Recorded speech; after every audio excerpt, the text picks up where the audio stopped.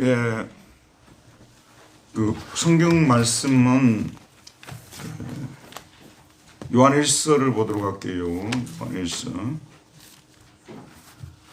지난번 우리가 요한일서 4장 7절에서 12절이라고 했는데요. 하나님의 사랑이 나타난 방식.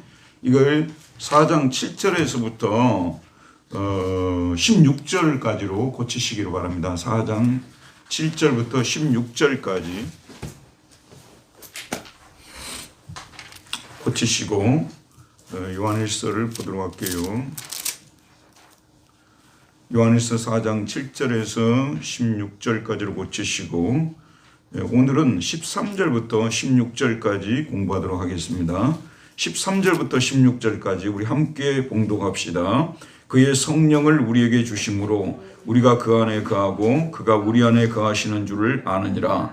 아버지가 아들을 세상의 구주로 보내신 것을 우리가 보았고 또 증언하노니 누구든지 예수를 하나님의 아들이라 시인하면 하나님이 그의 안에 거하시고 그도 하나님 안에 거하시느니라. 하나님이 우리를 사랑하시는 사랑을 우리가 알고 믿었노니 하나님은 사랑이시라. 사랑 안에 거하는 자는 하나님 안에 거하고 하나님도 그 안에 거하시느니라. 아멘. 자, 잠깐 그걸 보지 마시고 저를 봐주시기 바랍니다. 그러니까 하나님을 안다고 하는 사람들이 많잖아요. 하나님을 안다고. 여러분 이제 하나님을 안다고 하잖아요. 그럼 그 안다는 그 말 속에 반드시 알아야 될 것이 있어요. 그러니까 안다는 것이 확실하게 어떤 사실을 알아야만 우리가 하나님을 안다고 말할 수가 있겠죠. 하나님을 아는 사람은 반드시 무엇을 알아야 되는 거예요? 바로 예수 그리스도를 알아야 되는 거예요. 특별히 육체를 입고 이 세상에 오신 사람의 몸을 입고 이 땅에 오셔서 십자가에 못 박혀 죽으시고 부활하신 예수님을 알아야, 거기까지 알아야 하나님을 안다고 말하는 거예요. 근데 이제 아주 언변이 출중한 거예요. 언변이 화려하고. 그래서 기독교의 진리에 대해서 또 세상의 여러 가지 지식들을 얘기를 하면서 하나님을 안다고 말하는 거예요. 근데 실제로 들어보니까 거기에는 그 아들에 관한 지식, 그 성육신과 고난과 죽으신과 부활에 관한 지식이 없다고 말이에요. 그럼 이 사람은 하나님을 아는 거예요? 모르는 거예요? 세상 지식은 빠삭한 사람이지만, 어떤 종교적인 지식은 빠삭한 사람이지만, 철학적 지식은 빠삭합니다만 하나님 아는 사람이 아니에요. 하나님 아는 사람은 십자가를 아는 사람이고 십자가의 사랑을 아는 사람이라는 말씀 아니겠어요? 그리고 또 한 가지 봅시다. 하나님을 아는 사람에게는 반드시 어떤 표지가 나타나야 돼요. 어떤 표시, 어떤 열매가 나타나야 돼요. 하나님을 안다고 하는 사람은 반드시 무엇이 나타나야 됩니까? 반드시 사랑 행위가 나타나야 되는 거예요. 하나님을 안다고 하는데 증오로 가득 차 있단 말이에요. 미움으로 가득 차 있단 말이에요.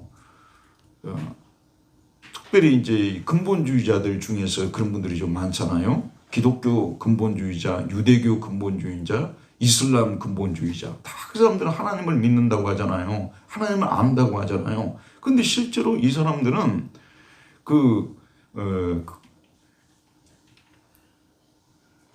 다른 타인들에 대해서, 특별히 세상에 있는 그런 사람들에 대해서 증오심을 가지고 있거든요. 그러니까 여러분, 세상에 있는 사람들을 사랑하는 마음을 가져야 그것이, 왜냐하면 그들도 예수를 믿고 구원을 받아야 된다는 그런 관점에서 이슬람 속에 있는 사람들도 마찬가지고 또 타종교 속에 있는 사람도 마찬가지고 또 이 세상에 있는 사람들도 어떻게 하면 저들을 예수 그리스도의 복음을 전해서 구원해야 될까? 구원의 대상으로 보면서 긍휼과 사랑의 마음을 품어야 그것이 올바른 신앙이거든요. 그런데 우리와 같이 안 믿으면 다 총 쏴서 죽이겠다. 우리와 같이 안 믿으면 가만두지 않겠다. 이런단 말이에요. 이런 분들에 대해서는 굉장히 우리가 조심해야 되는데, 우리 한국에도 이런 근본주의자들이 있단 말이에요. 굉장히 조심해야 되는 거예요. 이 사람들은 하나님을 안다고 하는, 또 이 사람들은 예수님 십자가도 믿는다고 하지만 사실은 제국주의적으로 믿는 거란 말씀이에요. 그래서 이 사실을 믿지 않는 사람들을 사랑의 대상으로서 전도의 대상으로 보는 것이 아니라 이 사람들을 갖다가 그야말로 하나님의 원수로 취급하고 공격적인 자세를 취하고 이런 모습들은 정말로 잘못된 신앙입니다. 여러분, 우리가 사실 이런 사람 저런 사람 다 배제해 버리면요 전도할 사람도 없어요. 뭐 술 마시고 담배 피우는 사람 다 제거해 버리고 그런 사람들 교회도 오지 마라 그러면 올 사람 누가 있겠어요? 그러네 여러분. 우리가 정말 조심해야 될 것들을 지금 생각해 보는 거예요. 우리는 예수 그리스도를 믿고 우리의 정체성은 분명하지만 교회 밖에 있는 사람들에게 복음을 전하라고 우리를 먼저 부르셨다는 사실을 잊지 말아야 된다는 말씀입니다. 이게 바로 선교적 사명 아니겠어요? 교회의 선교적 사명인데 이 선교적 사명의 뿌리는 사랑이 돼야 된단 말이에요. 사랑이. 사랑으로 어떻게든 그들을 품어서 하나님께로 이끌어오고자 하는 그런 간절한 마음들을 가져야. 여러분, 기도라는 것도 그래요. 여러분, 사랑이 없는 사람이 무슨 기도가 나오겠어요? 여러분, 예수를 믿지 않아서 죽어가는 영혼을 긍휼히 여기지 않는데 무슨 기도가 나오겠어요? 그 기도는 형식적인 기도에 불과한 거예요. 정말로 긍휼히 여기고 간절히 부르짖는, 애타게 부르짖고 지속적으로 부르짖는 그 부르짖음 속에서 그 영혼을 향한 타오르는 사랑이 있어야 되는 거예요. 사랑이 없으면 안 돼요. 그래서 믿는 자에게는 반드시 사랑의 열매, 사랑의 표지가 따르게 되어 있는 거예요. 사랑이 없는데 자기들은 하나님을 안다고 막 소리치고 믿는다고 막 소리치고 그런다고 말씀입니다. 그게 요한일서가 기록될 당시에도 이런 사람들이 많이 있었고 오늘날도 역시 동일하게 많이 있다는 것입니다. 그래서 지금 여기서 어떻게 보면 믿음과 사랑의 그런 관계, 또 지식과 사랑의 관계, 이런 관계를 논하고 있는 거예요. 진정한 믿음은 반드시 무엇을 동반하는 거예요? 이웃사랑을 동반하게 되어 있는 거예요. 이웃사랑을. 그리고 또 진정한 또 이 지식은, 진정한 지식, 하나님에 대한 참된 지식, 이거는 반드시 뭐예요? 아직 하나님을 모르는 사람들을 불쌍히 여기는 사랑을 동반하게 되어 있는 거예요. 이게 참된 믿음과 참된 지식에는 반드시 무엇이 따른다? 사랑이 따른다. 사랑을 동반하는 거예요. 이게 우리가 아주 이게 잘못하면 굉장히 오해하기 쉽고 또 잘못 우리가 생각하면 큰 오류에 빠질 수 있는 것이 하나님 아는 것과 사랑은 관계가 없고 또 하나님 믿는 것과 사랑하는 것은 관계가 없다고 생각할 수 있다는 이런 위험성들을 우리가 항상 조심해야 돼요. 그래서 교회가 섹트가 되어버리고, 섹트는 원래 잘라낸다는 뜻이거든요. 자기들끼리만 딱 모여가지고 우리만 옳고 다른 사람들에 대해서는 관심을 보이지 않는 이런 태도들. 사실 저와 여러분도요, 하나님 믿고 이제 하나님 알고요, 지식도 있고 이제 믿음도 있고 그러면요, 사실은 그냥 다른 사람들과 관계를 맺지 않고 타인의 고통에 참여하지 않고 나 혼자 예수 잘 믿고 살고 싶은 그런 유혹들이 우리에게도 들어오는 것을 항상 우리는 경계해야 되는 것입니다. 그래서 이 교회가 세상으로부터 완전히 딱 담을 쌓아버리는 개토 공동체가 되게 될 때 교회는 사실은 있을 필요가 없는 교회가 되어져 버리는 것이죠. 항상 우리는 세상으로부터 구원을 받았지만 세상 속으로 들어가는 교회가 되어져야 되는 거예요. 세상과의 관계를 항상 유지하고 세상 속에 있는 사람들을 어떻게 하면 하나님을 믿게 할 수 있을까? 여기에 대한 관심을 표명하고 항상 실천하는 그런 모습들 속으로 가져야 된다는 것. 절대로 믿음과 사랑이 분리되지 않고 또 지식과 사랑이 분리되지 않는다는 것. 왜냐하면 하나님은 사랑이시라. 여러분, 하나님은 지식이라고 말하지 않았어요. 하나님은 믿음이라고도 말하지 않았어요. 하나님은 뭐라고 말합니까? 사랑이시라. 이게 그리스도인이 돼가지고 사랑이 나타나지 않는다면 하나님 모르는 사람이라고 말을 해야 이게 맞다는 말씀 아니겠어요? 여러분, 이것을 마음속에 깊이 새기고 얼마나 중요한 부분인가 생각하면서 이런 구체적으로 여러분들이 타깃을 정해야 돼요. 목표 없이 사랑이 또 실천되는 게 아니에요. 우리 가족 중에서 예수 그리스도를 믿지 않는 누구를 향하여서 불타는 사랑을 가져야 되고요. 또 우리 주변의 친구들 중에서 아직 예수님을 믿지 않고 살아가는 사람들, 네가 돈이 있고 네가 권세가 있고 네가 살만하고 네가 집이 있고 다 있지만 하나님을 믿지 않는 인생은 결국은 죽음으로 끝나버리는 인생이고 허무한 인생으로 끝나버린다는 것을 왜 우리가 강하게 증거할 수 없냐 그 말이에요. 그래서 여러분 도덕과 윤리 있지 않습니까? 잘 들어보세요 여러분. 기독교의 도덕과 윤리라는 것은 이것은 전도를 위해서 존재하는 거지 그 자체가 목표가 아니에요. 우리가 하나님 앞에서 이웃과의 그런 관계 속에서 바로 살지 않냐고 정직과 또 공의로 살지 않은 가운데서 어떻게 복음을 전할 수가 있겠어요. 무슨 얘기인지 알겠죠? 이게 복음을 전하려다 보면 나의 삶도 새로워지는 거예요. 끊을 거는 끊게 되고 잘못해서 돌이켜야 되고, 왜냐하면 타인을 구원하려고 하는 내가 바로 살지 못하는데 누구를 구할 수가 있겠어요. 그래서 윤리 도덕이란 이런 것들은 그 자체로 별도로 존재하는 게 아니에요. 그 영혼들을 구원하기 위해서 기본적으로 엘레멘터리란 말을 쓰잖아요. 물, 불, 공기, 산소가 있어야 이 세계가 지탱이 되는 것처럼 그 엘레멘터리란 말을 썼잖아요. 물, 불, 공기, 산소. 맞죠? 그러듯이 기독교인에게 윤리적인 것을 기본적으로 따라줘야 될 것이에요. 이걸 한다고 해서 대단한 그리스도인이라고 말하는 게 아니라는 말씀이에요. 무슨 얘기인지 알겠죠? 이걸 기본적으로 그리스도인이라면은 거짓말을 하지 말아야 되고, 그리스도인이라면 십계명을 지키는 사람으로 나타나줘야 된다는 거 아니겠어요? 이게 전제가 안 돼 있는데 누구를 전도할 수 있냐 그 말이에요. 누구를 하나님 앞으로 인도할 수 있냐는 그런 말씀 아니겠어요? 여러분 친척들과 그런 관계에서도요, 항상 만나게 되면 내가 돈을 써야 된다는 생각을 가지고 있어야 돼요. 이번에 친척들 모임이 있으면은 내가 돈을 내야지 그런 생각을 가지고 있는 그리스도인이 다 요리 빠져나가고 저리 빠져나가고 얄밉기 그지없어요. 그런데 또 입만 열면 또 하나님 믿는다는 말은 또 엄청 많이 한다고 말이에요. 그러면 뭐냐? 그러면 그럴수록 그 사람은 교회 안 나오게 되는 거 아니에요. 이게 가족들끼리 모여서도 예수 믿는 사람들은 항상 돈 낼 준비를 해야 되고, 그리고 여러분 저 어디 가서 폼 좀 잡고 정말 하나님 영광을 위해서 돈 좀 써야 되겠사오니 하나님 저에게 재물을 좀 주세요. 이런 기도는 나쁜 기도가 아니에요. 왜냐하면 쓰려고 하는 거니까. 자기 혼자 계속 저장해. 여러분 생각해 보세요. 어떤 사람이 죽었단 말이에요. 그럼 금고에 문을 열어보니까 수백억 수천억이 나왔다고 하면 그건 무슨 소리냐고 말이에요. 그러나 그것을 가지고 이웃을 구제하고 수많은 사람들을 위해서 사용했다면 그 돈은 천억이라면 그 1조의 가치가 있는 돈 아니냐는 그런 말씀 아니겠어요? 그런 처럼 우리가 볼 수도 없지만. 예. 그러니까 얼마나 우리의 이 삶이라는 거 있잖아요. 삶을 바로 아는 거. 이것도 이웃을 긍휼히 여기고 복음을 전도해야 됐다는 이 동기가, 목표가 분명할 때 우리 삶도 새로워지는 거예요. 오늘날 우리 기독교인들이요, 굉장히 그 윤리적인 의식도 떨어져 버리고 이 사회에 아주 지탄의 대상이 된 것이 뭐냐면 진짜 그들을 긍휼히 여길 수 있는 그 마음이, 여러분 한번 생각해 보세요. 코로나가 이처럼 창궐하는데 꼭 강화문에 가서 집회를 해야 되겠냐고 말이에요. 그래서 예수를 믿겠다는 사람보다 안 믿겠다는 사람이 훨씬 많아지는데 그 인간들이 하나님의 그 심판을 어떻게 다 감당할 수 있을는지 저는 참 두렵고 떨림이 있어요. 그런데 놀랍게도 그런 사람들을 좋아하는 사람들도 은근히 많다는 그 말씀 아니겠어요? 참 안타깝습니다. 자, 오늘 우리 공부하도록 합시다. 이제 8번으로 가봅시다. 8번을 가보겠습니다. 자, 4장 13절을 여러분 펴보시기 바랍니다. 4장 13절. 먼저 우리 8번을 읽도록 할게요. 시작. 우리가 서로 사랑하면 우리가 하나님 안에 거하고 하나님께서 우리 안에 거합니다. 이 사실을 하나님께서는 우리에게 어떻게 알려주십니까? 자, 우리가 서로 사랑하면 우리가 누구 안에 거한다는 거예요? 하나님에 거하고 있는 거예요.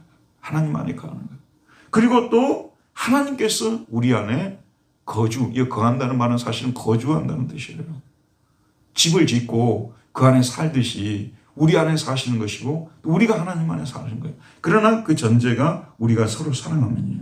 근데 이 사실을 하나님께서는 우리에게 어떻게 알려주시는 거예요? 하나님께서 우리 안에 거하신다는 사실을 우리에게 어떻게 알려준다고 말씀하고 있죠? 네, 13절을 읽어볼까요? 시작. 그의 성령을 우리에게 주심으로 우리가 그 안에 거하고 그가 우리 안에 거하시는 줄을 아느니라. 무엇을 주심을 통해서요? 성령을 보내주셔서. 근데 이게 원문에서는 액투 프뉴마토스 투라고 되어 있어요. 아우투. 그의 성령으로부터라는 표현을 쓰고 있습니다. 사실은 이 하나님께서 성령을 보내주셔서 출처를 말하는 거예요. from은 출처잖아요. 그러니까 우리의 이성으로서, 우리의 자연적인 이성으로부터는 우리 하나님이 우리 안에 거한다는 것을 죽었다 깨어나도 알 수가 없어요. 성령의 도움을 통해서, 성령의 우리 안에서 증가하시는 성령의 도움을 통해서 하나님이 우리 안에 거하고 우리가 하나님 안에 거한다는 것을 알게 되는 것이죠. 바로 이 성령이 하시는 일이 바로 그런 일입니다. 여러분 저를 보세요. 성령이 하시는 일이 뭐겠어요? 이제 우리가 20세기에 등장해서 펜타코스트라고 해가지고 오순절 운동이 그 미국에서부터 강력하게 일어났어요. 그 오순절 운동이 이제 세계적으로 확산이 되어져 가면서 우리나라에도 여의도 순복음을 비롯해서 오순절 운동이 확산이 됐잖아요. 근데 오순절 운동에서는 강조하는 것이 뭐냐면 소위 말해서 성령 세례라든지 또는 그 방언하고 예언하고 이런 것들 아니에요. 환상을 보고 이런 것들. 근데 사실은 성령의 그런 사역이 그 속에 있기는 있지만 이거는 성령의 여러 사역 중에 한 부분에 불과한 것이고, 성령이 원래 이 땅에 오신 것은 뭐냐면 바로 이 복음에 대해서, 복음은 예수 그리스도 십자가 아니에요. 십자가 부활이죠. 이걸 우리 속에 확신시켜 주시기 위해서 오신 거예요. 그리고 우리가 그 사실을 믿으면 우리가 구원을 받은 자녀라는 것을 우리 안에 증거해 주기 위해서 이 땅에 오신 거예요. 예수 그리스도의 복음 때문에 성령님은 이 땅에 오셨고, 그를 믿으면 너희가 하나님 안에 거하고 하나님이 너희 안에 거하신다. 그 사실을 우리에게, 우리 이성으로서는 그것이 믿어졌다가 안 믿어졌다가 그러잖아요. 이해가 됐다가 안 이해됐다 그러잖아요. 그러니까 성령이 우리 안에 거하시면서 우리로 하여금 절대 복음 진리를 떠나지 못하게 막아주는 거예요. 절대 너희들이 복음을 믿고 살면, 또 믿는 자에게는 부활이 있다는 것을 증거해 주시고, 또 재림이 있다는 것을 증거해 주시고, 하늘나라에 가서 영원히 산다는 것을 증거해 주어서, 여러분 성령님이 거하시지 않으면요, 저와 여러분도요, 이성적으로 생각하면 진짜 죽은 후에 뭔 새로운 세상이 있을까? 증거 있어요? 네? 증거 있어요. 죽은 후에, 그러니까 가끔 가다가 이제 증거를 성경에서 찾지 않으려는 사람들은 천국 갔다 온 사람, 지옥 갔다 온 사람들의 간증을 또 많이 들어요. 근데 그 사람들은 이제 간증을 들어보게 되면 자기가 정말 한번 가보고 싶어서 간절히 금식하고 기도했더니 하나님께서 어느 날 보여주라는 거죠. 근데 그 보여줬다는 것이 2000년 기독교 역사 속에서 하나의 통일성을 가져야 되잖아요. 봤다는 사람들의 증거가 같아야 되잖아요. 근데 각자 자기 본 게 다 틀려. 어떤 사람들은 아파트가 있다 그러고 어떤 사람은 없다고 그러고. 내가 생각할 때는 이성적으로 보자면 천국에 아파트가 있다는 것은 어불성설이에요. 그럼 거기서 또 땅 투기가 생기고, 거기서 또 엄청난 또 이렇게 또 투표가 막 되어지게 되면 또 이게 또 난리가 나고 그러지 않겠어요? 그게 말도 안 되는 그런 얘기들이에요.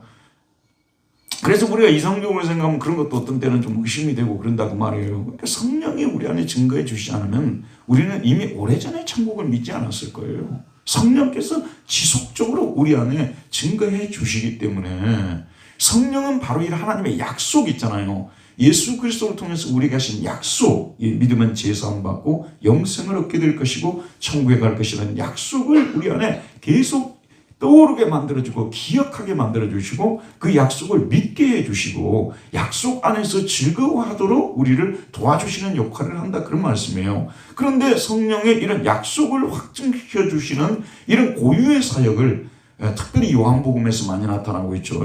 진리의 영이신 성령님, 이걸 성령의 이러한 사역을 이 사람들은 기본적이고 별로 중요하지 않은 사역으로 강조를 안 해요.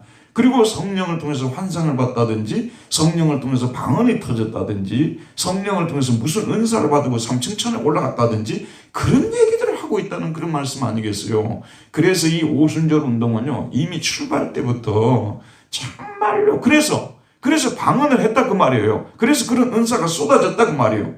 그런데 그런 것들이 우리를, 하나님을 더 사랑하게 만드는 것도 아니고요, 하나님에 대해서 더 많이 알게 하는 것도 아니고요, 참으로 속지 말아야 되는 것입니다. 그런 은사가 있더라도 항상 우리는 생각해야 될 것이 뭐냐면 십자가를 생각해야 돼요. 그런 은사를 받았다고 떠드는 사람들의 삶을 살펴봐야 돼요. 그래서 그 삶 속에 진짜 십자가가 있는지, 이번에 선교사님 오셔서 말씀을 전했잖아요. 저는 제일 은혜 받았던 것이 뭐냐면, 처음에 하나님께서 그분의 표현 방식이 그래요. 하나님이 이렇게 말씀해 주시더라. 초신자니까 표현 방식이, 하나님이 나한테 이렇게 음성을 들려주더라. 이 표현 방식이 그런 거예요. 근데 자기가 이제 성령 안에서 마음에 그런 마음이 떠올랐다는, 이렇게 표현을 해야 되는데, 얘기해줬다고 이렇게 표현하면 오해를 한다고 말이에요. 지금도 뭐 하나님 맨날 들려주는가 보다 이런 얘기를 하잖아요. 그거는 표현 방식의 문제라는 생각이 드는데 하나님께서 이제는 그곳에 갑자기 선교사로 부름받았고 뭘 할까 생각하고 뭘 할까 생각 안 하겠어요. 그러니까 하나님께서 제일 먼저 너는 하나님께 예배드리는 일을 해라. 그 예배드리는 일을 지속적으로 해왔다는 거 아니에요. 매일 일어나면 예배드리고 그게 바로 NGO 단체하고 결정적인 차이를 가져다 주는 거예요. 예배드리지 않고 그런 불쌍한 사람들만 건져만 줬다면 NGO 단체하고 뭐가 다르냐고 내가 그 선교사님 앞에서 그 얘기했어요. 그 예배를 드리지 않고 그렇게 기독교 공동체 고아들 데려다가 고아원 했다 그러면 그게 뭐냐 뭐 고아원 했다는 것밖에 뭐 있어요. 그러나 하나님께 예배를 했다는 거 매일매일 예배를 했다는 거 이게 차이점 아니겠어요. 이 성령님은 우리로 하여금 그러한 쪽으로 그 사람을 이끌어 주었단 말이에요. 그게 올바른 성령의 역사라고 우리가 보는 거예요. 저 말 알겠죠? 성령께서 그런 예배드리는 쪽으로 안 하고 다른 어떤 얘기들을 했다면 우리는 이거 아닌 것 같은데 이렇게 되어지는 말씀 아니겠어요? 그러니까 항상 모든 은사운동은 여러분 잘 보셔야 되는 것이 뭐냐면 기독교 진리를 항상 변증해주고 확신시켜주고 그리고 항상 그런 사람들에게는 십자가가 있어요. 전에도 제가 얘기했지만 십자가를 가지고 우리는 구별하는 거예요. 이것이 참이냐 참이지 않느냐는 십자가 가지고 구분하는 거예요. 그 사람의 삶 속에 진짜 십자가가 있어야 되는 거예요. 유엔에서 근무했지만 그 많은 연봉을 포기하고 갔다는 십자가가 있잖아요. 그러니까 하나님이 뭐라고 말씀하시죠? 이게 어느 정도 신뢰가 간다고 말이에요. 그렇죠 여러분? 근데 욕심은 진짜 이게 강남에 집 한 채 있는 것도 모자라고 전국적으로 집을 몇 채나 가지고 있고 부를 증식시키고 가난한 사람들을 고통 속에 빠뜨리고 그러면서 하나님이 나에게 무엇을 보여줬느니 어쨌니 저쨌니 하게 되면은 여러분 어떻습니까 여러분? 우리 하나님이 어떤 분이 되어져 버리겠어요? 하나님을 참남하게 하고 모독하는 그런 행위이기 때문에 그런 사람들은 걱정하지 마세요. 하나님 때가 되면요 그것으로 인해서 커다란 고통을 겪게 만들어 버릴 거예요. 그런 짓을 했던 것으로 인해서 엄청난 고통에 쌓이게끔 하나님께서 만들어버리는 거예요. 여러분 하나님께서 전혀 심판을 하지 않는 하나님으로 보이시죠? 절대 그렇지 않습니다. 때가 되면 하나님께서요 다 우리 인간의 그 탐욕에 대한 심판을 행하고야 마시는 분이시라는 거. 여러분 이거 잘 들으세요. 십자가가 표식이에요. 이게 표지예요. 가려나는 시금석이에요. 가려내는 시금석이라는 게 십자가가요. 그래서 여러분 십자가가 있는 사람들은 전에도 이야기를 했지만 이런 은사가 다가오잖아요. 주어지잖아요. 그 은사를 결코 자랑하지 않습니다.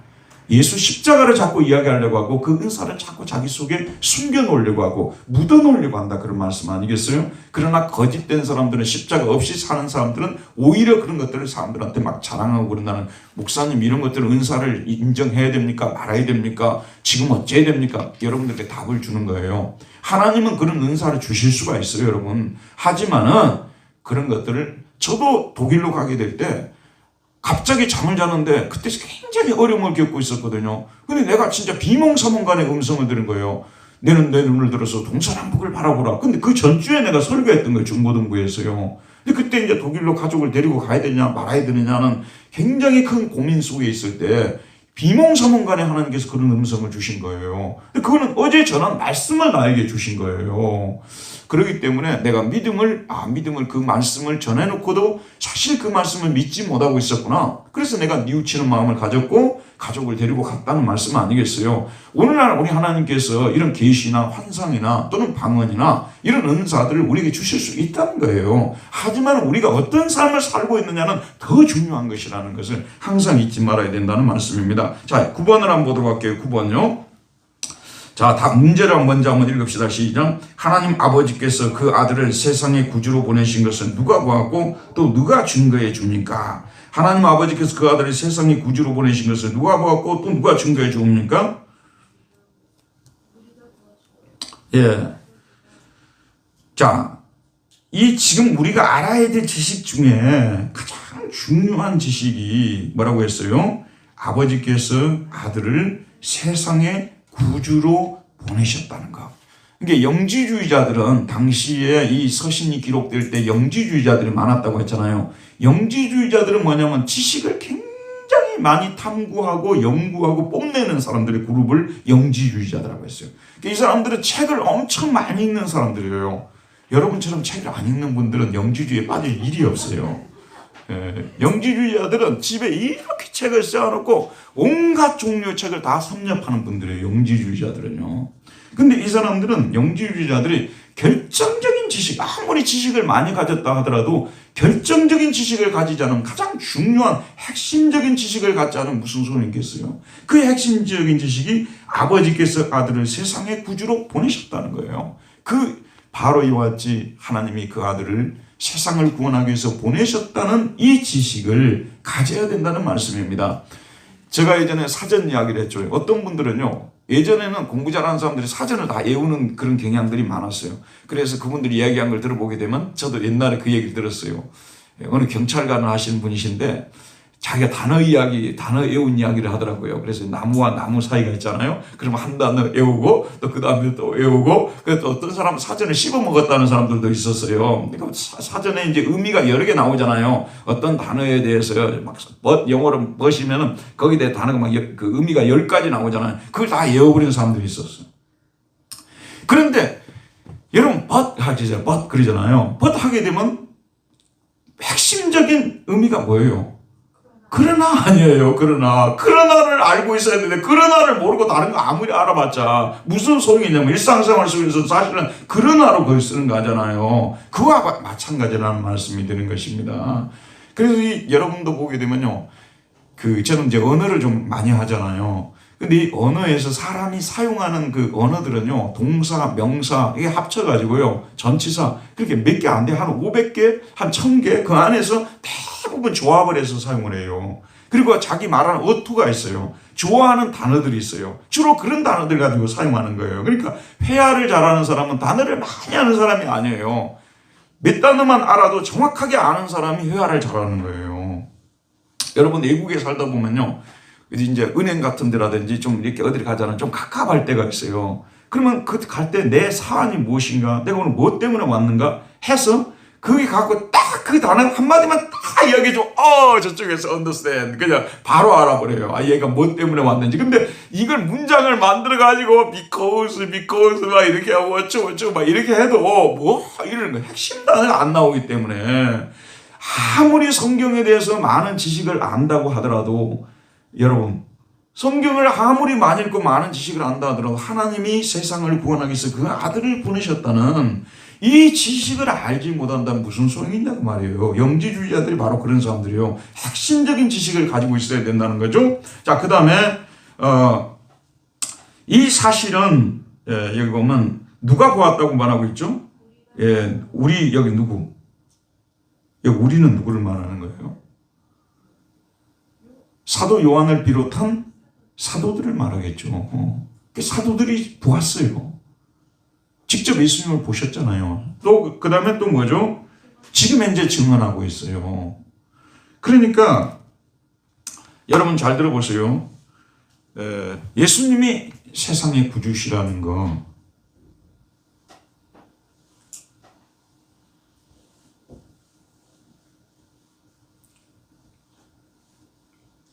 이 사실에 대해서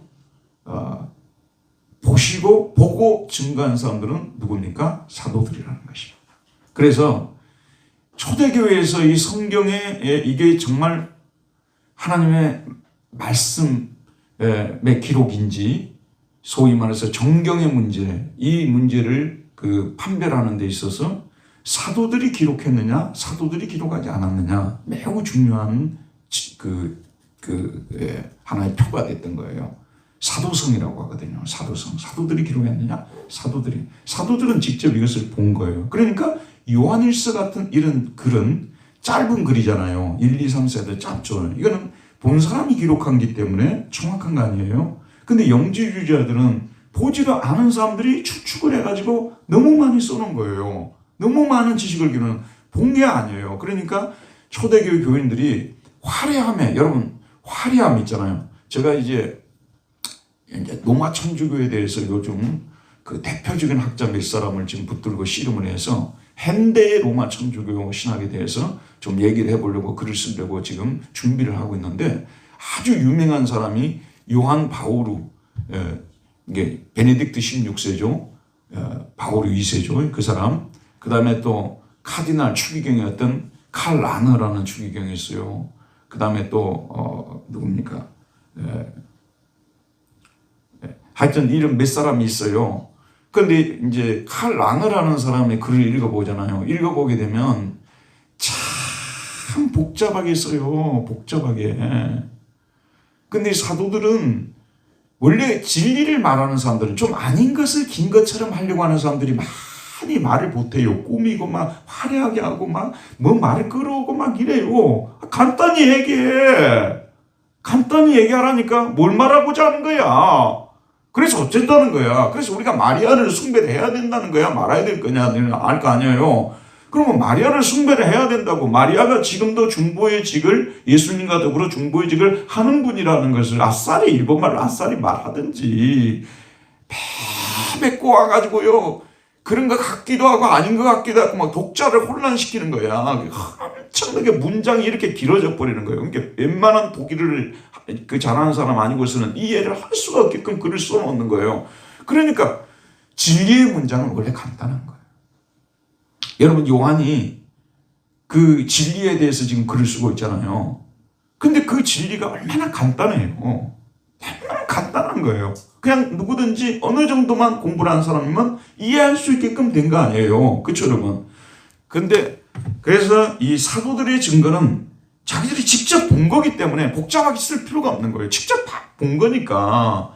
안 본 사람들이 추측을 해서 쓰니까 복잡하게 쓰는 거 아니에요. 본 사람들은 봤기 때문에 빨간 옷 입은 거 맞다고 금방 이야기해버리는 거예요. 임수영 입사 빨간 옷 입고 그때 여기 성경 공부에 참여했었고 우리 권사님은 노란 옷 입고 참여했었고 또 우리 권사님 앞에서 빨간 옷 입고 했다. 그러니까 봤기 때문에 금방 얘기할 수 있는 거예요. 안 본 사람들이 복잡하게 쓰는 거 아니에요. 성경의 증거는 뭐냐면 복잡하게 안 해요. 정말 간단하게 이렇게 쓰는 것입니다. 이것을 우리가 보았고 또 증언하노니 이 사도들이 본 것이 맞아요. 본 사람이 제일 정확하게 증거하는 것이죠. 자, 그 다음에 10번을 보도록 할게요. 누구든지 예수를 하나님의 아들이라 시인하면 그 사람에게 어떤 일이 일어납니까?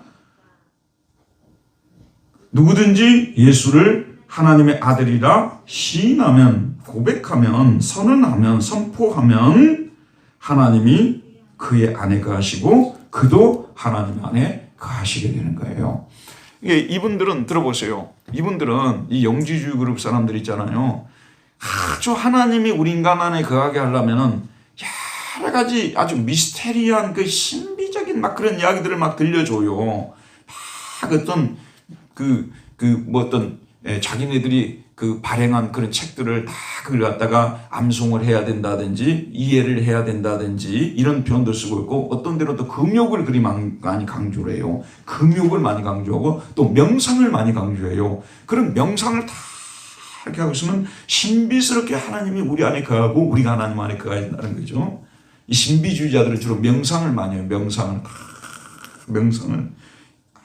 이게 명상은 뭐냐면 세상으로부터 내 자신이 내 자아가 풀려나오는 하나의 과정이에요. 그리고 이 명상을 통해서 빠져나와가지고 이 영혼이 저 위로 순례를 해요. 방황을 해요. 그래가지고 나중에 신적인 거하고 딱 만나는 거예요. 그래서 신과 우니오 미스티카라는 말을 썼어요. 신비적인 연합이 일어나는 거예요. 하나가 되는 거예요.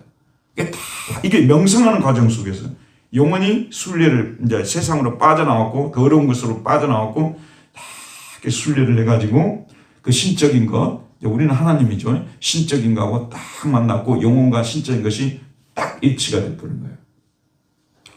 이해하시겠죠? 그러면 이것이 우니오미스트가 신비적 연합이 되고 신비적 연합이 되게 되면 뭐가 나오냐면 카타르시스가 나오는 거예요. 거기서요. 카타르시스 아시죠? 카타르시스가 나오고 카타르시스 다음에 나오는 것이 엑스타시, 황홀의 영이 들어가는 거예요. 카타르시스는 아래로 툭 내려간다는 얘기예요. 여기 여러분들이 막 체했던 것이 확 내려갈 때 카타르시스라는 말을 쓰잖아요. 우리말은 갑자기 생각이 안 나네. 카타르시스를 경험한다고 하잖아요. 그리고 이게 이제 싹 얹혔던 것이 그냥 싹 내려가는 거야. 그러면서 갑자기 영혼 안에서 엑스타지, 황홀경의 체험을 하는 거야.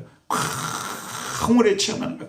이게 누가 이 얘기를 이제 해주는 거야. 자기가 어느 수도원에 가가지고 오랫동안 명상을 하는 가운데서 어느 순간에 자기가 이 영혼의 신비적인 연합이 일어났고 신과 인간 영혼의 합일이 일어났고 그랬더니 내 속에 있던 건 싹 카타르시스가 되어지고 그 다음에 내가 황홀경의 엑스타스에 빠지더라 하니까 이 간증을 들은 수많은 사람들이 집안을 떠나는 거예요. 집 정리를 하고 가족도 버리고 다 어디로 가는 거예요? 수도원으로 가는 거예요. 그래갖고 거기 가가지고 처음에는 다 암자를 짓고 했어요. 불교식으로요.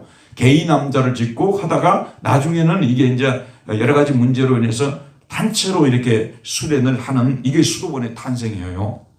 거기서 하는 일이 뭐냐 그러면 명상하는 일이 매우 중요한 거예요. 그 다음에 이런 명상하는 그룹들 또 어떤 사람들은 하나님이 이제 내 안에 가고 내가 하나님 안에 거한다는 이런 표현이에요. 그 다음에 또 어떤 사람들 금욕을 그리 많이 강조를 했어요. 금욕을 통해서. 그리고 또 아까 말씀드렸던 어떤 지식을 통해서 또 어떤 율법 준수, 어떤 법들이 있잖아요. 계율들. 그런 걸 준수함을 통해서 하나님이 내 안에 가고 내가 하나님 안에 거한다. 자, 여러분 오늘 말씀에서 중요한 게 뭐냐면 무엇을 누구든지 예수를 하나님의 아들이라 시인하는 즉시 예수님이 하나님의 아들이라는 것, 그분이 우리를 구원하기 위해서 이 세상에 오신 분이시라는 것, 우리가 그분이 나의 죄짐을 짊어지시고 십자가에 못 박혀 돌아가시고 3일 만에 부활하셨다는 것을 시인하는 순간에 그 사실을 믿고 시인하는 순간에 입으로 고백하는 순간에 하나님이 우리 안에 거하시고 우리가 하나님의 거하시는 놀라운 역사. 그래서 사도가 강조하는 것은 증거, 증언. 지금 현재 이 성경의 증언 있잖아요. 오늘날로 말하면 성경 말씀. 성경 말씀을 우리가 받아들이고 예수님이 하나님의 아들이시고 예수님이 우리 죄 때문에 이 땅에 오시고 십자가에 죽으시고 부활하셨다는 이 사실을 고백하는 순간 오는 거예요. 금욕을 통해서가 아니라니까요. 명상을 통해서도 아니고 어떤 여러 가지 세상적인 지식을 알려지지 않은 그런 지식을 습득해서가 아니고 어떤 계율들을 준수해서 하나님이 우리 안에 거하시는 것이 아니라 저와 여러분 속에는 누가 지금 거하고 계시는 거예요? 하나님이 우리 안에 거하시고 계시고 또 우리가 하나님 안에 거하고 있는 거예요. 이해하시겠죠? 왜? 어떤 근거로 우리가 이런 말을 쓸 수가 있죠? 우리가 이와 같이 예수 그리스도를 하나님의 아들로 시인하고 고백하고 있기 때문에 그렇기 때문에 이 성경 말씀을 여러분들이 믿고 듣고 믿고 입으로 고백하는 이것이 하나님과 우리와 관계를 부족함이 없게 만들어버리는 거예요. 하나님이 우리 안에 거하고 우리가 하나님 안에 거하게 만드는. 그럼 여러분 한번 생각해 보세요. 이성적으로 생각을 하자면은 아니 그깟 성경 그것을 갖다 믿고 그걸 입으로 시인했다고 해서 하나님이 우리 안에 거한다고? 말도 안 되는 소리 하지 말라고. 그런 엘레멘터리한 얘기나 하지 말라고. 초등학생한테 이야기하듯이 그런 식으로 얘기하지 말아야 되는. 여러분 모든 사람이 하나님이 우리 안에 거하려고 한다면요 적어도 우리 편에서 공을 많이 들여야 된다고 생각하는 거예요. 이 암자를 지어놓고 맨날 며칠 동안 거기에 그 안에 거했다든지 금식을 했다든지 무슨 계율을 많이 준수해야 하나님 우리 안에 거하는 거지. 어떻게 신이 우리 인간한테 그냥 고백만 한데 이 성경 말씀을 믿고 고백하는 여기에 함께한다는 말을 쓸 수가 있느냐. 참으로 여러분 그래서 이 사탄이 이런 것을 가지고 치고 들어오게 되면요. 그러니까 여러분 이단에 빠진 사람들 있잖아요. 이런 잘못된 그룹에 들어간 사람들은 적어도 교회 생활을 오랫동안 한 사람들이 거기에 빠지지 처음 한 사람은 빠지질 않아요. 왜냐하면 교회 생활을 오래 하게 되게 되면은 이렇게 예수를 믿고 구원을 받아서 우리가 예배를 드리고 이렇게 하는 것들이 있잖아요. 이런 것들이 시시해 보일 수 있거든요. 좀 더 깊은 것이 없나. 그래서 깊은 거 좋아하다가는 깊은데 퐁당 빠져요. 그래서 하나님이 지옥을 왜 만드셨을까? 하나님이 지옥을 왜 만드셨을까? 이미 초대교회 때부터 그런 질문이 많았어요. 왜 하나님이 지옥을 만드셨을까? 왜 하나님이 지옥을 만드셨을까? 칼빈도 그걸 이용했습니다만은 그 전에 이미 초대교회 때부터 그 말이 돌아다니고 있었어요. 왜 하나님께서 지옥을 만드셨을까? 왜 하나님께서 지옥을 만드셨을까? 바로 그렇게 자꾸 믿지 못하고 의심하는 사람들을 거기다 집어넣으려고 지옥을 만드셨다.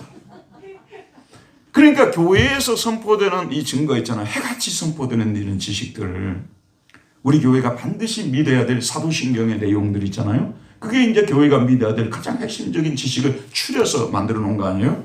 이 지식을 믿는 그 순간에 하나님이 우리 안에 거한다니까요. 근데 그게 문제는 감정적으로 소위 말해서 느낌적으로 느껴지지 않는 거 있잖아요. 그게 문제라고 말해요. 근데 여러분, 우리 느낌이라는 거, 감정이라는 거 너무 많이 타락을 해가지고 수시로 이것이 바뀌는 거예요. 날씨처럼 이게 수시로 바뀐다고 말해요. 이해가죠? 그래서 느낌을 믿고 이런 감정을 믿고 신앙생활하는 것은 매우 위험한 것입니다. 매우 위험한 거예요. 우리가 감정이 어떤 때는 우리가 기도를 하다 보면 하나님의 사랑이 정말 우리 마음속에 막 출렁일 정도로 나를 사랑한다는 것이 느껴져요. 근데 그 다음날 자고 일어나면 그게 하나도 없어져 버려요. 그냥 평범해요. 너무너무 건조할 정도로 내가 이렇게 하나님에 대해서 느끼는 것이 건조할 정도가 된다고 말이에요. 감정을 넣지 말아야 돼요. 우리는 그래서 이 많은 교인들이 속는 거예요. 이게 가장 건전한 생활이 일어나고 있는 것, 신앙생활을 제대로 하고 있는 것이거든요. 고백하면 하나님 우리 안에 거한다고 했잖아요. 거하고 계신 거예요. 우리가 믿든 믿지 않든, 믿어지든 믿어지지 않든, 느껴지든 느껴지지 않든 하나님이 우리 안에 거하고 있고 우리가 하나님 안에 거하고 있는 거예요. 알겠죠, 여러분? 근데 여러분, 평소 때는 그냥 평범해요. 이 사실이 그렇게 강하게 안 깨달아져요. 진짜 내 안에 거하고 계시는지. 그런데 우리가 극심한 환난과 극심한 역경 속에 빠지게 될 때 성령이 말할 수 없는 탄식으로 우리를 위해서 기도하시나니. 그래서 그때 내가 기도하는 것이 아니라 내 안에 누가 간절히 나를 위해서 기도해 주는 것 같은 그런 강력한 그런 체험들을 우리가 하는 거예요. 근데 그런 것들이 매일매일 일어나지 않는다는 말씀입니다. 정말 알겠죠? 이렇게 예수를 믿어야 정확하게 믿는 건데, 그래서 이 교회의 중심으로, 자, 여러분 이제 교회에 왔습니다. 하나님에 대해서 좀 더 체험을 해야 되는데 막 양이 안 차는 거야. 그러니까 매일 교회에 와서 엎드려서 매일 그걸 달라고 하고 그런 체험을 하게 해달라고, 이런 신앙인이 제대로 된 게 아니에요. 예배가 끝나면 빨리 집으로 가서 집안일도 해야 되고 자녀들도 보살펴야 되는 것이고 자기도 건강 체조도 좀 많이 해야 돼요, 여러분. 그렇지 않으면 예배 시간에 다 고개가 이렇게 돼버려요. 왜냐하면 내 옛날에 학생 목회할 때 너네들 예배 드리기 전에 가서 다 운동하고 오라고 그랬어요. 운동하고 푹 쉬었다 오게 되면 말씀에 집중을 하잖아요. 근데 애들이 그 운동을 안 하면은 또 많이 먹지를 못해가지고 유학하다 보면 사실 이렇게 하고 있는 거예요. 아무리 좋은 말씀을 전해도. 우리가 건강관리 잘해야 되는 거 아니에요? 그리고 많이 걷기도 하고 또 자연을 통해서도 하나님을 찬양하고 또 우리가 또 밖으로 나가야 사람에게 전도할 수 있잖아요. 교회에 와가지고 이걸 수도원처럼 만들어가지고 이것을 맨날 기도만 하고 있다고 말이에요. 그런 사람이 우리 교회는 사실은 없습니다. 만약에 있다고 가정한다면 이제 그런 것들을 우리 좀 늘려가야 될 필요도 있는 거죠. 근데 그렇게 하고 바깥 생활에 대해서 담을 쌓아버리는 것이 올바른 영성인 것처럼, 위대한 영성인 것처럼 포장을 하고 사람들을 기만하는 이런 사람들이 아주 나쁜 사람들이라는 그런 말씀이 되는 것입니다. 여러분, 우리가 하나님이 얼마나 우리가 이 증거, 자 보세요 여러분. 믿으라고 할 때는 이 하나님의 증거, 하나님 이 성경 사도들의 증거 아니에요. 이걸 믿으라는 거예요. 사도들의 증거를 믿으라는 거예요. 그리고 믿었으면 입으로 고백해야 되는 거잖아요. 이것을 하나님께서는 얼마나 귀하게 주시는 천천의 수양과 만만의 강수보다 이 고백을 하나님께서는 받으시고자 하시는 거예요. 여러분, 베드로가 물고기를 많이 잡았잖아요. 깊은 데로 그물을 던져서. 그래서 베드로가 그 앞에 엎드렸어요. 하나님이, 여러분도 어떤 때는요, 내가 생각했던 것을 하나님께서 다 이루어져 버렸단 말이에요. 그러면요, 두려운 마음이 내게 임해요. 아, 하나님이 나의 삶을 이렇게 가까운 데서 지켜보고 있구나. 야, 나는 내 문제를 모르는 줄 알았는데 어떻게 이렇게 정확하게 알지? 어떻게 이렇게 정확하게 응답하시지? 그래서 베드로가 주여 나를 떠나소서, 나는 죄인이로소이다. 예전에 우리가 그 성경 공부할 때 만성보다 귀한 고백이라는 말을 썼어요. 만성보다 귀한 고백. 가득 차 있는 배보다, 고기로 가득 차 있는 그 배보다도 기적이 일어났으면 그게 된 거 아니에요? 그보다 더 중요한 것이 고백이에요. 주여 나는 죄인이로소이다. 나를 떠나소서. 우리가 이 성경 말씀이 있는 이대로 사실을 믿고 이대로 우리가 고백하는 이것을 하나님께서는 우리가 수천 가지 일을 하고 수만 가지 재물을 갖다 바치는 것보다 하나님께서 더 기뻐하신다는 것을 잊지 말아야 돼요. 근데 인간의 이성이 그렇게 말하면 조롱을 해요. 아이고 천하에 쉽네. 그거보다 쉬운 게 어디 있겠어. 이렇게 하면서 우리 고백하는 믿고 고백하는 이것을 비웃는다, 그런 말씀이에요. 그런데 체험한 것이 뭔가 말해보라고 말이에요. 그래서 밤에 꿈을 꾸었던 거 여러 가지 체험했던 걸 하게 되면 그래도 하나님 좀 믿네. 그리고 그냥 예수님을 있는 그대로 고백하고 이런 것은 우습게 여긴 거예요. 엘레멘터리라고 보다는 거예요. 여러분, 이런 기독교가 한국 교회도요 많이 침투해 있어요. 많이 침투했어요. 어떤 사람이 저 용인에 새로 생긴 커피숍을 소개를 하더라고요. 그래서 이제 엊그제 우리 장례 갔다 왔거든요. 우리 교인 중에 장례를 당해서 장례 갔다 오다가 거기 이제 저하고 우리 집사람하고 김혜희 전사하고 셋이 이제 들렸어요. 장례를 같이 갔기 때문에 새로 나온 우리 김태환 그 그분이 이제 집사는 아니죠. 교우가 그 충청도에 사시는데 그 장례를 아버지가 돌아가셨어요. 갔다가 이제 용인에 거기를 갔는 거예요. 가보니까 어마어마한 카페더라고. 정말 3층으로 돼 있는데 구경을 가도 될 정도로. 근데 그 주인을 이제 누가 소개를 해준 거예요. 그래서 이제 소개를 받고 가서 이제 그 사람이 소개를 받아놓은 그 서비스도 좋더라고. 막 빵도 갖다 주고. 알고 보니까 이 사람이 뭐 그런 어마어마한 커피숍을 한 10개를 내려고 할 생각할 정도로 돈이 많은 사람이더라고요. 근데 그 사람이 우리 교회를 다녔으면 얼마나 좋겠어요. 근데 그 사람이 뭐냐면 안 다녀도 될 교회를 다니고 있더라고. 들어보니까 속에서 그 교회 나오시고 우리 교회로 오시라는 얘기가 여기까지 나오는데 차마 그럴 수가 없어가지고 말을 안 했다 그런 말씀 아니겠어요. 근데 생각해 보세요. 그런 교회를 다니고 있다 그런 말씀입니다. 그런 분들은 뭐냐면 항상 뭐라고 얘기냐면 일반 교회들은요 은혜도 없는 교회라고 늘 얘기를 하는 거예요. 늘 은혜도 없고. 그래서 그런 자기들은 깊은 어떤 체험 이런 걸 많이 강조를 해요. 거기에 쏙 빠진 거예요. 그런 분들이요. 그래서 그 많은 돈 거기다 다 갖다 바치고 주일원금만 해도 한 100만 원씩 한다 그러더라고요. 그래서 이런 정말 가슴이 아프더라고요. 왜 가슴이 아팠는지 이유를 아시겠죠, 여러분? 가슴이 아프더라고. 가슴이 아파. 그런데다가 그런 헌금을 한다는 것이 가슴이 아프고요. 참 어쨌든 넘어갑시다. 자, 여기 보면 우리 고백하는 것을 그렇게 하나님께서 기뻐하신다는 거 아니겠어요? 자, 11번. 우리가 하나님을 믿을 때 반드시 어떤 사실을 알고 믿어야 합니까? 16절을 보도록 합시다. 우리가 하나님을 믿을 때 반드시 어떤 사실을 알고 믿어야 되냐? 예, 들어봅시다. 우리가 하나님을 믿을 때, 자, 여러분 저를 한번 보세요.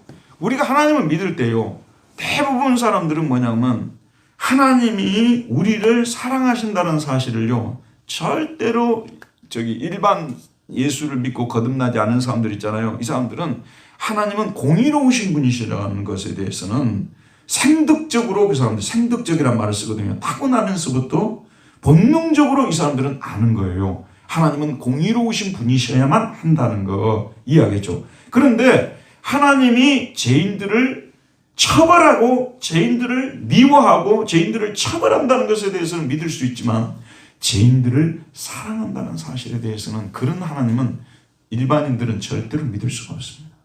근데 우리는 어떻습니까? 성령으로 거듭난 사람들, 정말 하나님이 은혜로 구원해 주는 사람들은요, 하나님이 우리를 사랑한다는 사실을 아는 거예요.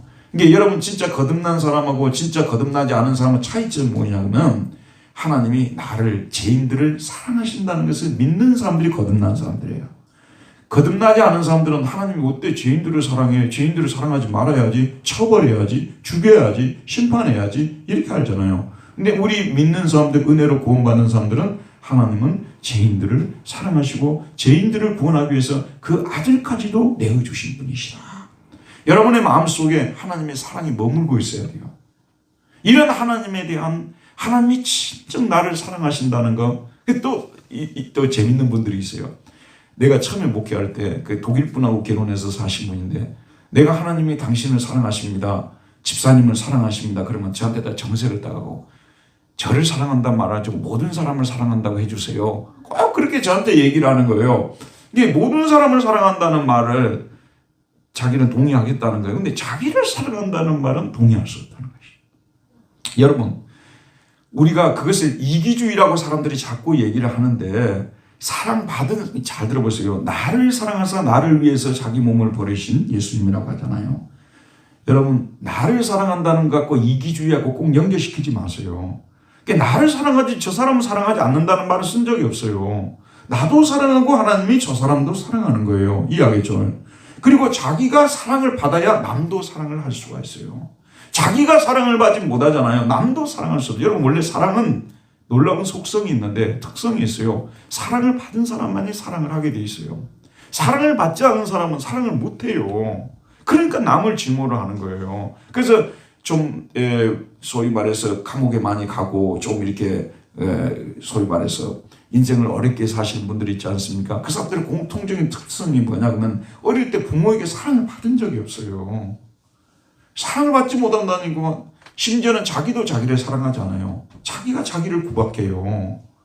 근데 여러분 진짜 하나님 사랑을 받은 사람은 하나님이 나를 사랑하사 자기 아들을 보내주셨다는 것을 예수님을 보내주셨다는 그 사랑을 아는 것입니다. 그리고 이 사람이 진짜 하나님을 아는 사람이에요.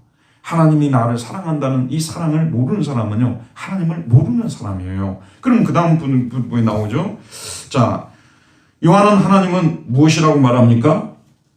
하나님은 뭐라고요? 사랑이시라는 거죠. 하나님은 사랑이시다. 자, 그래서 사랑 안에 거하는 자는 누구 안에 거하고요? 하나님 안에 거하고 하나님도 그의 안에 거하느니라. 그러니까 근데 이 사랑의 내용을 우리가 사랑이라는 말은 정말 사랑은 눈물의 씨앗이라고부터 시작해서 사랑에 대한 정의가 너무 많잖아요. 그죠?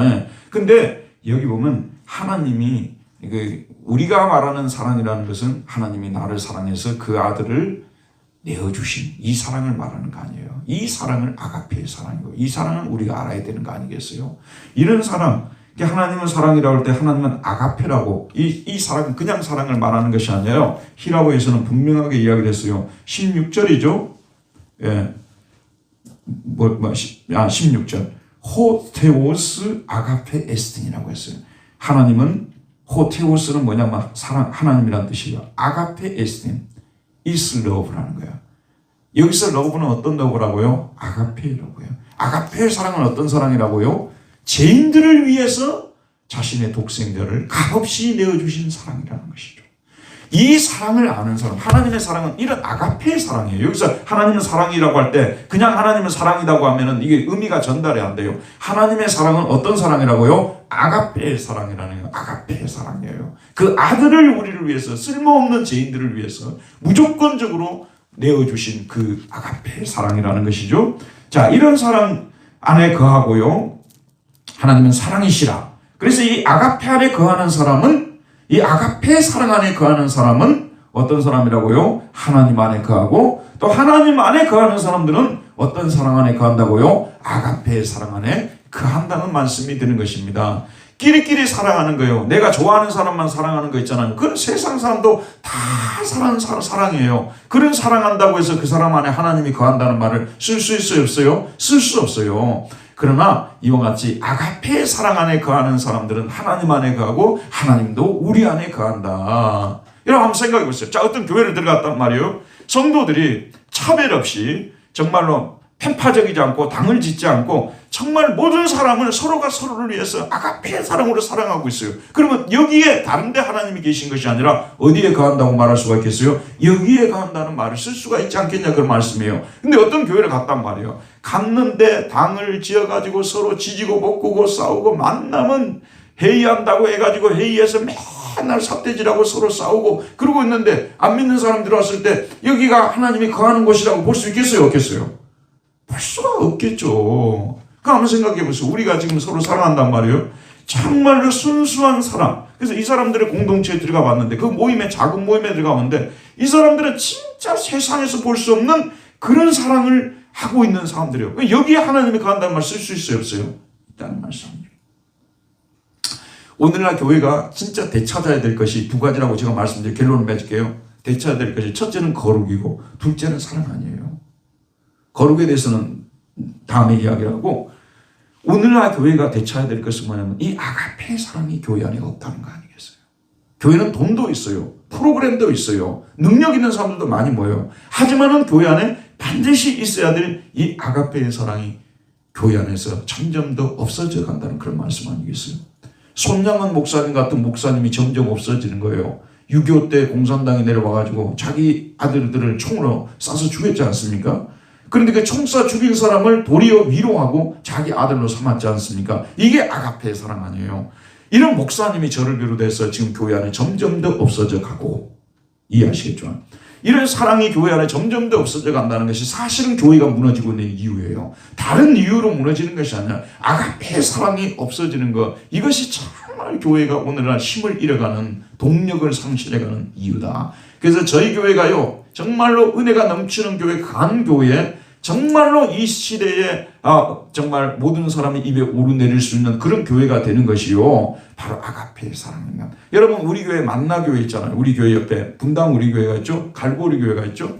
다들 뭐라고 했냐면 그 큰 교회 아니야, 그걸로 유명해진 거예요. 그 훌륭한 목사님들이 계신 거 아니냐, 그것으로 유명하지 그 교회 진짜 아가페의 사랑이 이루어지는 곳이야 라고 자랑하는 거 들어보셨어요? 안 들어보셨죠? 우리 교회가 뭘로 유명해지겠어요? 그 교회는 진짜 아가페의 사랑이 이루어지는 분당의 유일한 교회다. 이 소리를 들어야 진짜 이것이 이 분당에서 가장 훌륭한 교회로 우리가 자리 잡게 된다는 그런 말씀인데, 근데 아가페의 사랑이 이루어지려면 사람이 많으면 안 돼요. 사람이 많은데 무슨 사랑을 논할 수가 있어요? 그건 대중들 집회지. 사람이 많으면 안 돼요.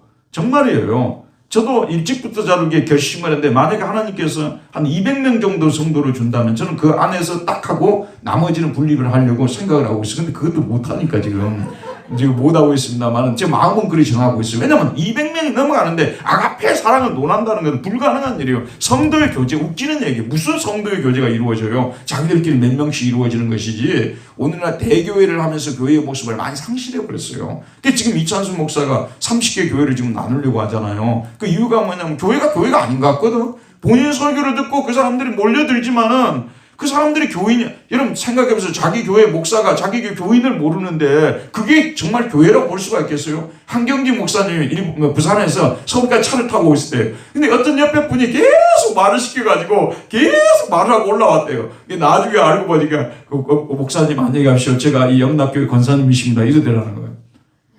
자기 교회 권사하고 차를 타고 오면서도 몰랐던 거예요. 우리 교회 권사님은 제가 딱 끼워버리죠. 뭘 좋아하는 데까지 다 알고, 음식을 뭘 좋아하는 데까지. 이게 진짜 오늘날 교회가요, 이 뜨거운 사랑 있잖아요. 뜨거운 성도의 교제, 이 아가페의 성도의 교제가 이루어지는 것이 제일 우선의 목표가 되어야 되는 거예요. 왜냐하면 하나님은 아가페시라고, 하나님은 뭐라고 했어요? 사랑이시기 때문에. 이런 공동체를 이루도록 저와 여러분들 많이 기도했으면 좋겠습니다. 하나님 감사합니다. 오늘도 우리가 하나님의 교회 속에 반드시 있어야 될 것이 참된 지식, 참된 믿음, 참된 사랑이라는 거 다시 한번 저희들이 생각하게 해주시고, 거짓된 사이비 이런 복음들이 판을 친 이 세계 속에서 하나님 아버지 분별할 수 있는 능력을 저희들에게 허락하여 주시고, 또 우리가 진정으로 애쓰고 힘쓰고 강구해야 될 것이 무엇인지, 하나님만에서 참된 지식을 갖고 참된 거룩을 이루어내는 것이고 참된 사랑을 실천하는 것이라는 것을 주께서 깨우쳐 주셨사오니 이 진리를 행하는 저희들이 될 수 있도록 은혜 베풀어 주옵소서. 예수님의 이름으로 기도하였습니다. 아멘. 수고했습니다. 우리 하나님께 영광의 박수 올려드립시다. 감사합니다. 목사님. 네. 최미영 관장님. 예, 그러니까 지금